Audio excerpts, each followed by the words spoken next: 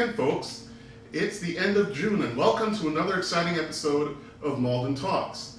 I guess you can see today's guest is our own Councilor at Large, Craig Spadafora. Craig's been a councilor for a long time here. He's done a lot of great work, and he's going to talk to us about interesting things that have been going on around the city and probably future projects.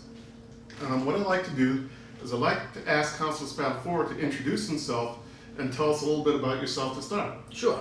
Thank you, Joe. I appreciate you having me here. It's a beautiful summer day here in Malden, so it's good to be inside of the air conditioner. Like Joe mentioned, I am a councilor at large currently, and I'm a candidate for the next election coming up this November. And I'm out, talking to people about the issues and some ongoing concerns that are happening in Malden. But a little background for those who don't know me: my name's Craig Spadafora. I'm a lifelong resident of Malden. Went to Malden Catholic. Went to college at Northeastern. Got my master's degree at Suffolk. So I'm really a Bostonian through and through. I work my daytime or my full-time job, as they say, a real job. I'm in the financial service industries. I've been in that for over 25 years. I've worked for various companies in Boston, from the Fidelities to the John Hancock, and now I work for another company which is based out of the Midwest, continuing my career. There, I'm an executive vice president. I manage about 7 people directly, and underneath those 7, I manage about 55. I just mention that simply because I think it's, management is just similar to being a councilor. You have a lot of projects in your hand. You have, you don't have a lot of time, and ultimately, you don't have a lot of money. That's good to know. Yeah, so you have to point those things out. But I live in Malden. I live in Elm Street, which is the west side, right across from BB Junior High. I married a girl named Debbie from Medford. Wow. So it's Thanksgiving football is always a discussion. We see who wins. It's been good for Malden the last couple of years. I have 3 children, ranging from 11 all the way down to 7. They're in the school system. They go to Mystic Valley right now, and very proud of them staying in the school. Very proud of their accomplishments. They just got out the other day, so summertime is full effect in the house. Finally. So that's my background. My family's pretty known in the city. There was a lot of us. Originally, my great grandparents had, I believe, 10 or 11 children. The reason why I have to sometimes think is some unfortunately died back in the 20s and 30s from fever and various diseases that child had at those times. But they all stayed in Malden. That's why there's so many of them, as they all kind of went in their own area. I can see it all over the place. Yes. A lot of businesses, a lot of different industries. You got a big family.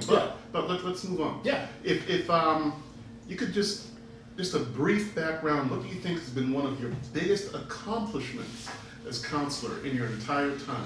Well, I mean, it's not an easy question to point out one project or one thing, but I would say what I'm most proud of is a series of changes that I've always strived for in the neighborhoods. And what I mean by that is, we've grown immensely in the downtown area. We've grown in some of the neighborhood business districts.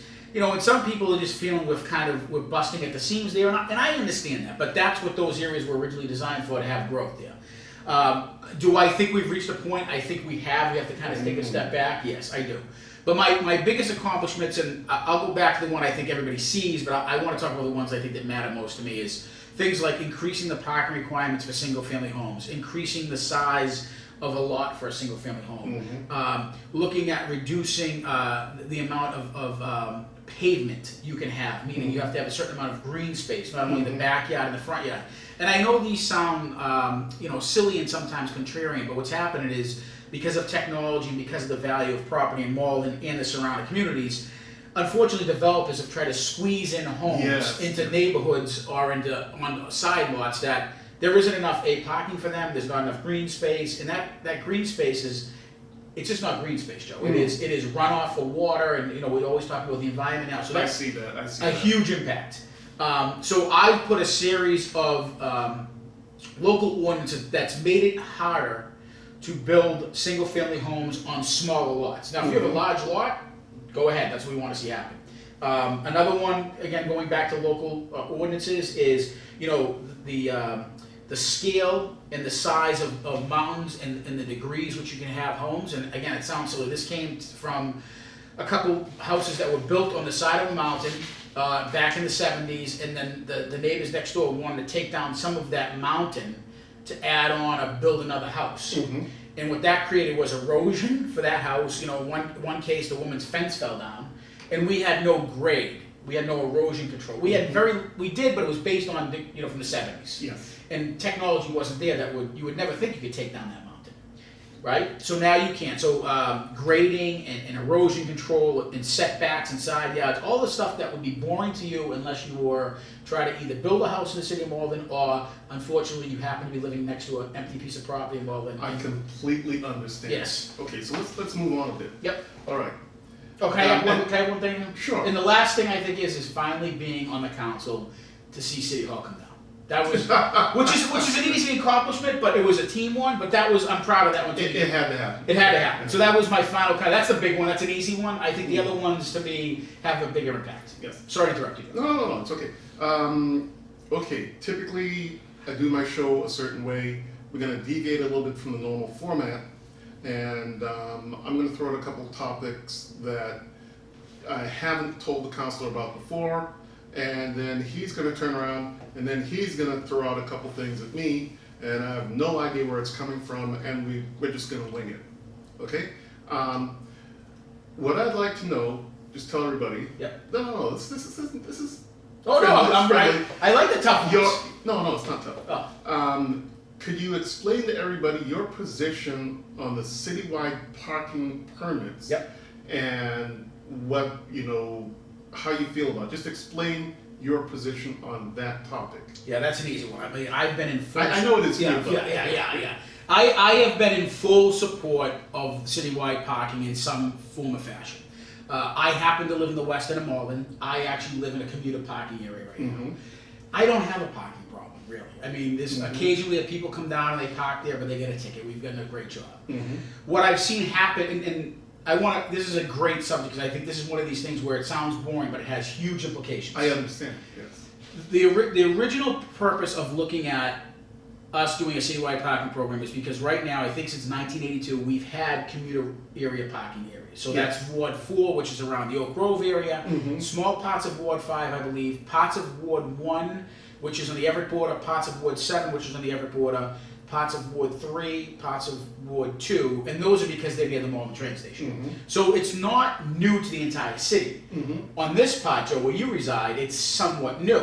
We're removed from all of that. You're removed. However, Everett has no parking. You can't park in Everett all the time. Melrose has no off-street parking now, which I believe they formalized a couple months ago. You cannot park a car overnight in Melrose, period. Everett has it, Medford has part of it, and now we have the commuter rail. So slowly all around the community, what's happening is other cities are putting these no parking or restricted parking. What that's created is a domino effect. So Melrose is not that far from here, Joe. It's probably not going to affect you, and hopefully it doesn't. But if you live 2 streets to the right where you are with Joe, you're not that far from Melrose. Well, you can throw a rock and hit Melrose almost from here. You could then. So if somebody has a visitor over there and they don't have a driveway, they can't park their car overnight in Melrose. They'd drive to Malden and drop their car here. I live in the West End, which I mentioned earlier. Not the entire part of the West End is commuter parking. So what happens is we have people up in East Border Road, which is a 5 to 10 minute walk by.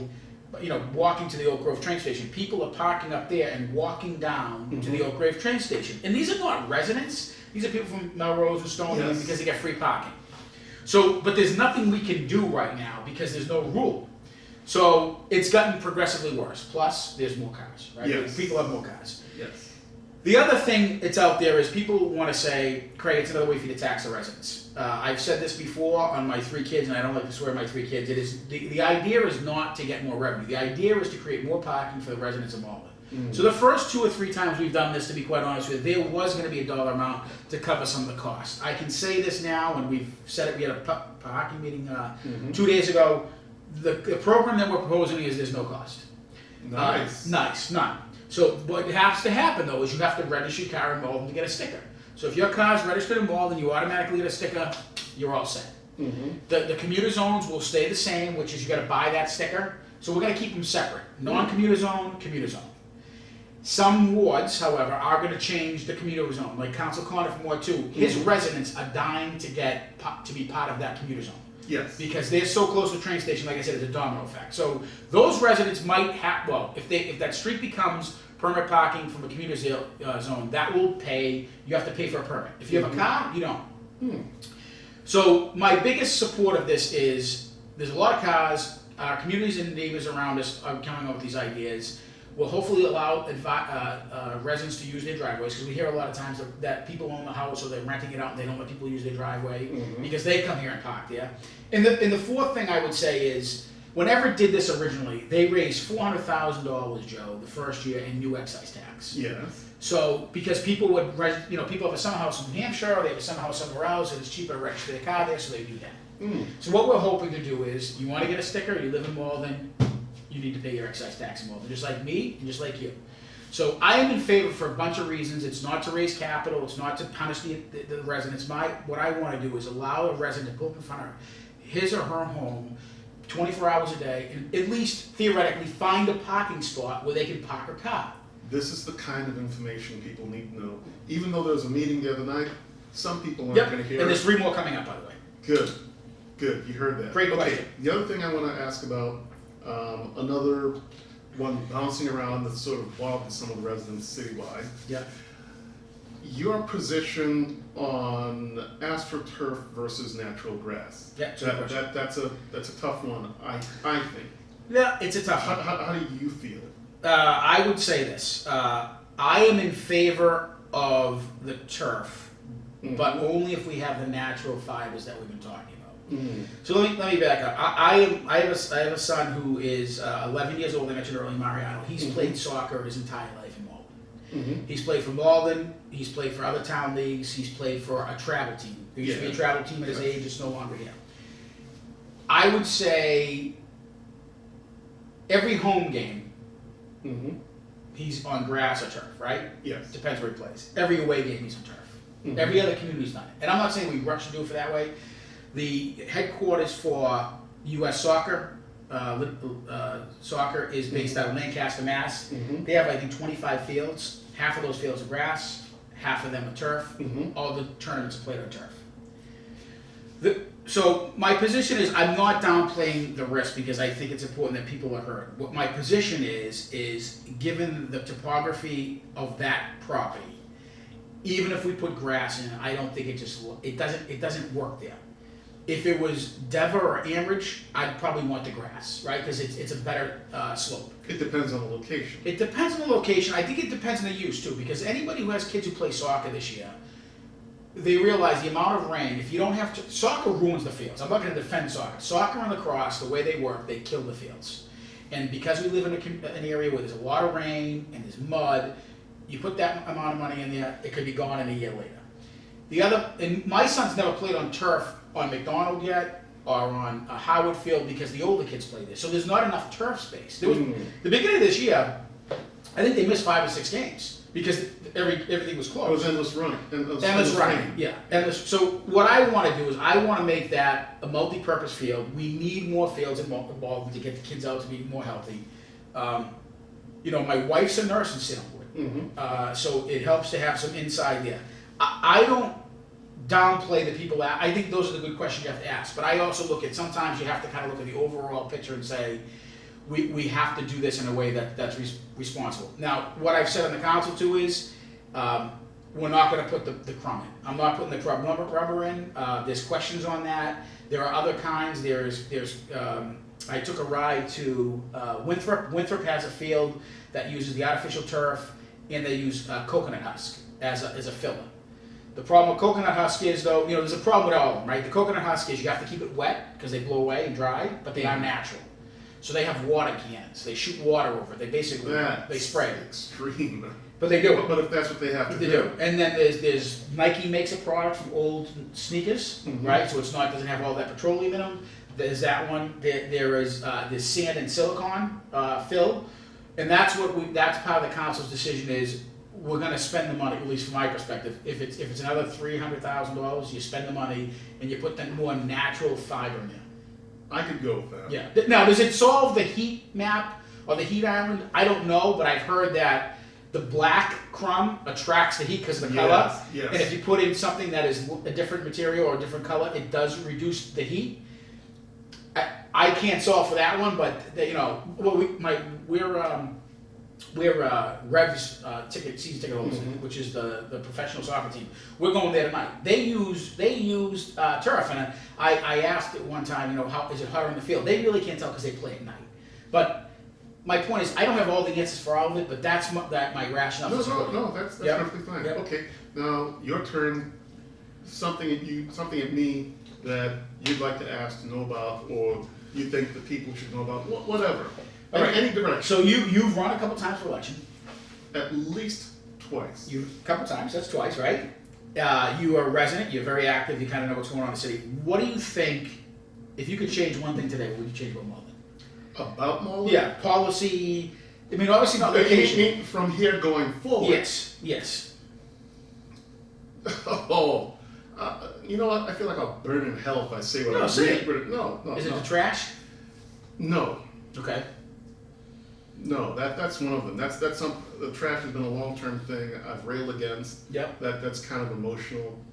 I think I'd have to circle back to an early topic that we just talked about, that you just mentioned, specifically about the natural grass versus astroturf. Yep.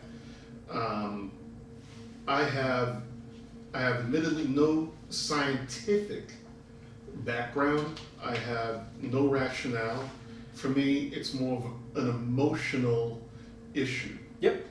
I'm not an environmentalist. I'm not a tree hugger, blah, blah, blah, anything else. But somewhere along the way, I believe because of how I was raised and how I grew up, at some point, a basement hit. And I said, you know what? Real dirt, natural grass. And the reason I say that, if you knew my mother, she is not happy unless she's surrounded by trees, vegetation, vegetables, if she's not picking her own fruits, growing everything, and annoying you endlessly about using non-GMO seeds for everything. And she rails against me, Joe, why do you have so much grass? Why don't you grow some real plants and flowers and stuff in your yard? It's a background that I come from where I feel over the long term, I admit it's emotional. I don't buy into the sports side. Yep. I believe it. That's factual. I know it is. But from an emotional standpoint, it doesn't trigger something in my mind. And that's just a function of my personality, and I admit that. I prefer natural grass. I'll advocate for natural grass every time, even though there's admitted downsides to it, especially when it rains. Well, like for instance, a couple of 3 weeks ago, there was a rainstorm. I'm driving by Pine Banks and I decided to just leap out and just run out onto the field. And I just started gushing about how great the field was. I'm like, they take such good care of it. Look at this grass. It's fake. You can say all you want. It was fake though, right? No. Oh, because they have fake grass at Pine Banks. Yes, on some of the fields. Yeah. Well, I thought you were talking about. Okay. No. But I was in a natural grass parts, and I just, I took video of it, and I'm gushing about it, and I'm looking at my feet with the rain pouring down. I'm thinking, if we had the funding and the wherewithal and the proper drainage, we could do something good. Then I took videos of the adults across the way playing on the turf in the pouring rain. There was no one on the baseball field in the pouring rain because you shouldn't be playing baseball in the rain anyways. But at least I still felt good standing there on that wet field and, rubbing my foot in the dirt and saying, oh, good, there's no mud. It's all draining away somewhere. And I thought to myself, you know what?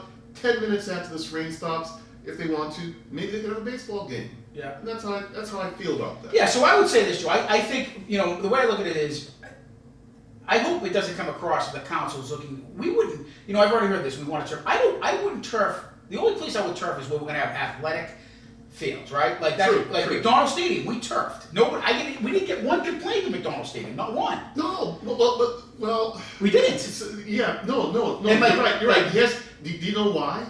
Here's my Well, first of all, it wasn't a council decision, so I don't want to. No, but my interpretation of why. You're older?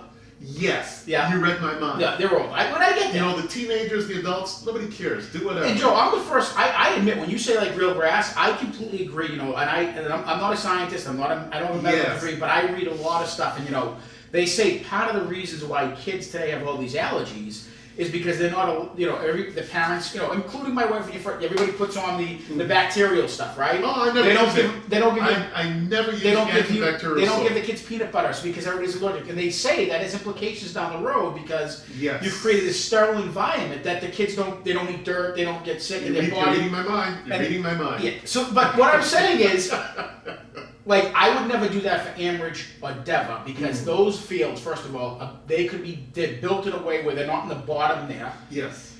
And honestly, I would just say all the soccer that's played there, we moved to Roosevelt. You have 2 or 3 dedicated fields, and everything else is grass. Like I wouldn't change the other parts of the city. Like there's certain fields that I think you mandate for that type of play. Baseball fields, like you said, they don't play baseball in the rain anyways, right? But if you have 2 or 3 turf fields in the city, which you'd have at that point, you'd have McDonald, you'd have Howard, and you'd have, say, Roosevelt. That does happen, right? Yes. There's 3. That's all you need.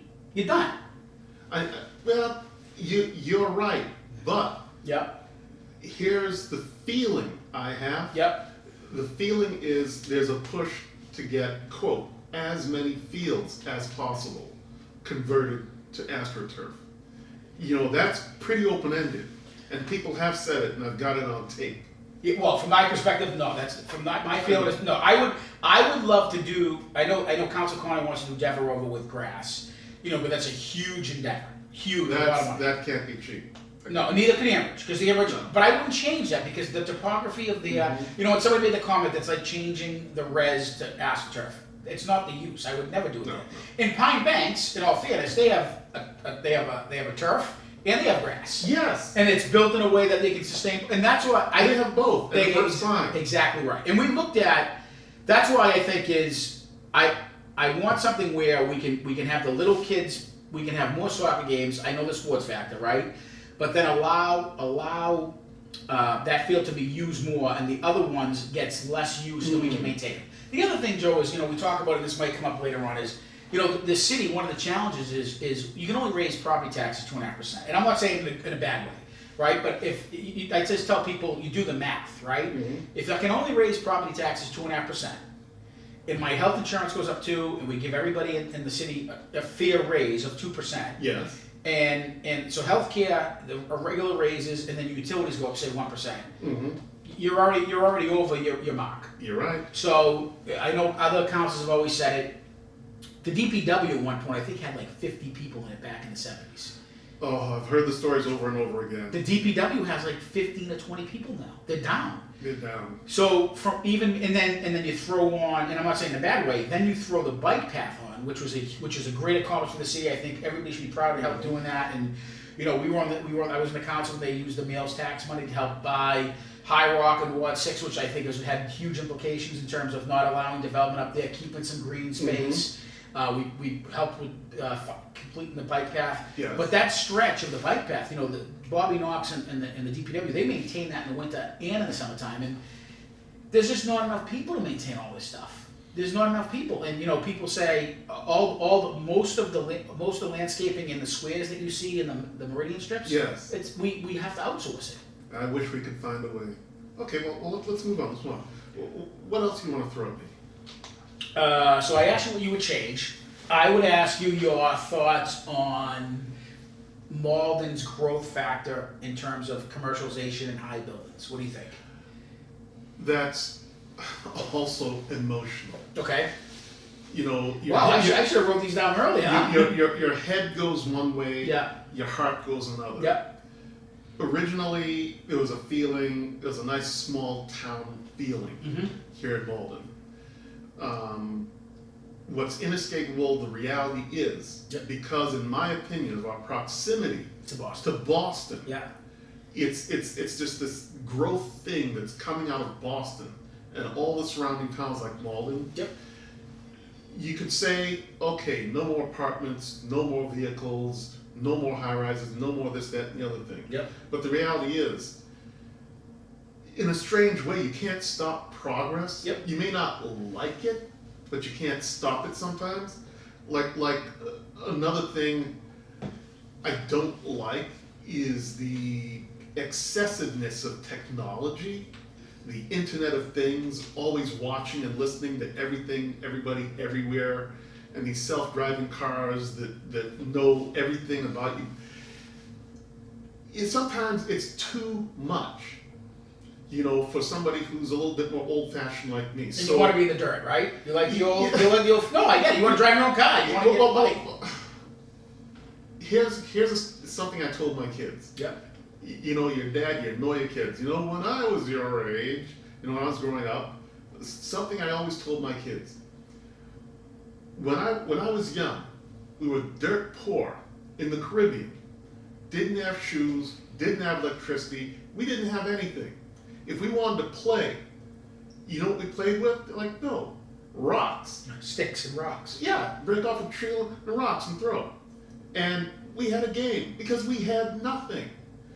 And then, like about 5-6 years ago, we had a family reunion back in Dominica in the Caribbean.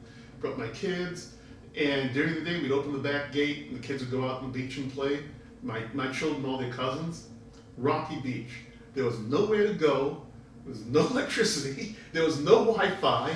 There was no television. So you know what my children did all day? Sat inside? No, they went outside. They played with rocks. They did. Their cousins. That's good. Just throwing rocks into the sea. Did they like it? Yeah. Good. I said, now you see what I've been telling you. That's the mindset where I came from. So for me, this is all a lot. Then passing through New York City, sometimes I do work projects in New York, and that's just a concrete jungle. I said, you know what? Compared to Massachusetts, New York is too much for me. Yep. Too big. Too big. Then I'm here to Malden.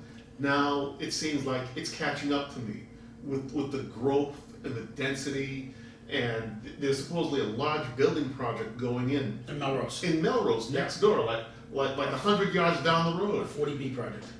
And me and my wife were like, wow, it's just, everything's changing around us. Yep. No intention of moving. I don't necessarily like it, but I'm not going to spend my time complaining about what I know has to happen regardless.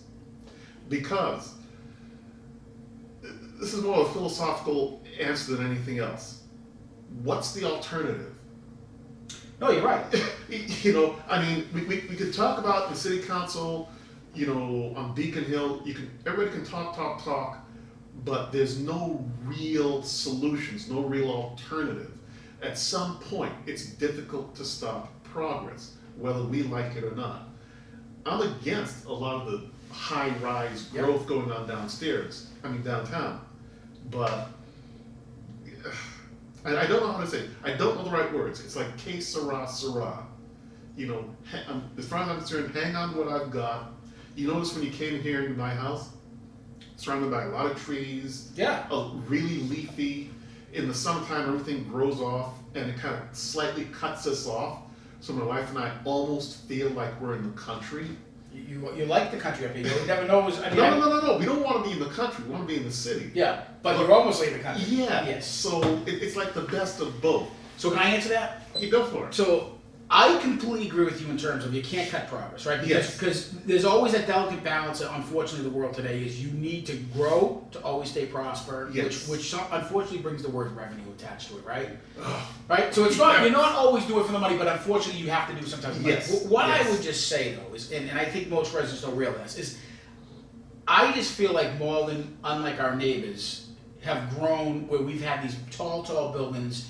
And all I want is parity between some of these cities. You're right. We're going to get that from Boston. No matter what. No matter what. But what I want to get, though, and I'm not saying to be biased, is I want to get some of the commercial aspect of it. I want to get, some of those kind of getting it now in terms of commercial development and nice hotels, but also they're also getting manufacturing. And it's not just, they're not building jet engines. They're building craft beer. They're building food products, small manufacturing, which commercial brings in more money, right? And then hopefully yes. they bring in more people and they want to live here and they do that. What I think we need to do, and I think when Malden's starting to really look at it is it's got to be a benefit analysis for the residents of Malden, for the city, and for the developer. On a case by case On a case by case basis. But that has to be looked at. I understand. But the problem that most people don't realize is most apartment buildings are taxed cheaper than a house. Ugh. And it's because the lobbyists at the state level don't allow us. We can't tax apartments like in industrial or commercial. Where I think everybody would agree, an apartment building is a commercial aspect. It is. It is. But it's taxed at a residential. So if you could just tax it at a commercial rate, you could then take additional revenue, because essentially what happens, Joe, and I know you remember the school committees, and I'm not picking on the people living. I think it's great to have it's the thing. It's just what I say. It's got to be good for everybody, right? There's got to be some path. Yes. When you look at there's a couple buildings in the square. There was one building in the square where there was one or two. I think it was one child. Parents were doctors. Child needed severe help. Was unfortunately handicapped. Yes. That student, because of the state laws, which is completely understandable, had to go do services outside the state. I believe that service, or outside the district. Yes. I believe the services were something like $130,000 a year. Wow. Right? And there's some people around this neighborhood I know who are getting the same thing. I'm not complaining about that, but when you look at the apartment building was paying something like $200,000 in taxes, $250,000 taxes. You had one child in there getting $130,000 in taxes. When the developers come in here, they always tell you about all the revenue they're going to bring you. They never show you the net revenue, right? Because they don't show you, well, if there's more children in there, they pay less. If there's medical, all these other things. Now, the other side is people say, well, if they tax them different, they're going to charge higher rents. Yes. And I don't know what the answer to that is either. But in the same token is, I wouldn't expect my neighbor to come in and build a 7-story building and ruin everybody else's neighborhood regardless of their tax rate. It's got to be something where it is parable for the commuter. And that's why I say I think we got to look at some of our rules and just make it say that, okay, if you want to come here, you're going to come here, but you're going to come here on our rules. Like you have to, and if there's no parking, or we're gonna take you, like other communities say, you don't have enough parking, we're gonna charge you an annual fee for the amount of parking that you don't have, and we're gonna put it into a fund to buy more green space. So there's all these opportunities to do, and I think that's what we need to start doing. Okay. Well, let's stop winding down a little bit. Something a little more lighthearted. What's the last movie you've seen in the movie theater? It's easy. Last night, Toy Story 4. How was it? Fantastic. Oh, I've got to see it. I took my 3 children last night. My wife had to go out with a couple of her friends, so I took them to the movie. It was awesome. Toy Story 4. I recommend it highly. You heard it here first. Okay, so now we're going to wind down the show. I'm going to ask the counselor to make a closing statement, and he's just going to tell you whatever he wants to about the city, what he's doing, how he's running, and take it away, Councilor Spadafora. Thank you, Joe. I'm asking the residents of Malden to once again put faith in me.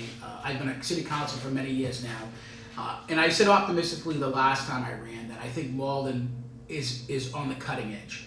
And what I mean by that, for several years before that, not only just the councils, but I think the residents felt that we were going in the wrong direction. We were losing out on some of the other things the cities around us have had. I would say in the last 4 years, the prosperity of Malden has greatly changed. Now, obviously, there are some things that we need to look at in a better avenue, but we have great schools in our district right now that have gotten a good amount of funding. We haven't had somewhat of a little bit of a food fight with the school departments in years. I think everybody's happy that we're buying 2 new fire trucks this year for the fire department. The police department has really have a full staffing requirement. Where I think we need a little bit more help is going to be the DPW, but we're working on that. But Malden really, I think, is facing a lot of tremendous opportunity. We're finally opening up Pleasant Street. We're going to bring some commercial aspect down there. Like Joe mentioned earlier, we are on the cusp. We are near Boston. We're near Cambridge. The Everett Casino is finally open. What I want to see happening now is bringing a little bit more commercial space in here, really diverse in terms of income for the city, hopefully get some jobs for them. There's a commercial street corridor that I think is going to have a fantastic opportunity for that. I do want to see a focus on our public transportation. I think the MBTA has to do a lot more work on both our train stations, the Malden train station and the Oak Grove train station. But I can sit here honestly and say I think Malden is poised for greatness. And we're working as a council very hard to really kind of what I call sprinkle on those little things where we think we have a pretty good plan, but it's the little things, and they're not always easy to kind of fix that. And what I mean by that is we're looking at things right now in terms of opening up green space. We're looking at changing some ordinances to allow different types of building in the community, not just high rises, but co-housing was one that myself and Councilor Winslow worked on. So there's a tremendous amount of opportunity that we're focusing on, and I would honestly love the opportunity to serve you for 2 more years in the city of Malden. So I'm asking you to please consider me for one of your 3 votes this coming November for Councilor at Large. And I want to thank you, Joe, for the opportunity. No, thank you. And just in closing, I want to ask everyone, it's almost July 4th, 4th of July. Please patronize the city. Yes. Help out, attend, bring your children, bring the best baked 4th of July pie, red, white, and blue, costumes, singing, all over the city. Please attend. We're waiting for you. Everyone's going to be out there. Once again, this is the end of today's episode of Malden Talks. Come back and see us next time, and we'll have more interesting things to talk about. Good night. Good night. Great job. Thank you. Thank